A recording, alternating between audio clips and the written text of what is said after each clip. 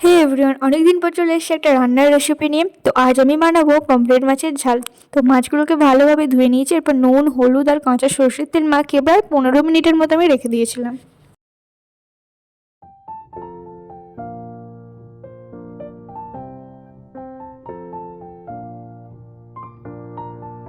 এরপর আমি একটা পেস্ট বানিয়ে নেবো। তার জন্য নিয়ে নিয়েছি আদা, কাঁচা লঙ্কা, সর্ষে আর কিছু পোস্তর দানা। ভালোভাবে মিক্সিতে ব্লেন্ড করে নেবো। কড়াইয়ে তেল গরম হতে দিয়ে দিয়েছি, এরপর আমি মাছগুলোকে ভালোভাবে ভেজে নেবো।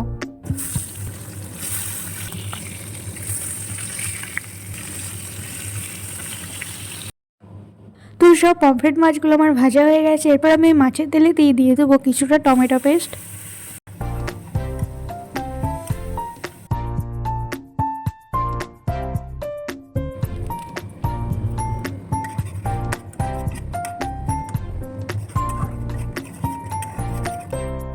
এখন আমি দিয়ে দিচ্ছি আদা, কাঁচা লঙ্কা, সরষে আর পোস্তর দানা দিয়ে যে পেস্টটা করে রেখেছিলাম সেই পেস্টটা, আর সেই মশলাটা ধুয়ে অল্প পরিমাণে একটু জল।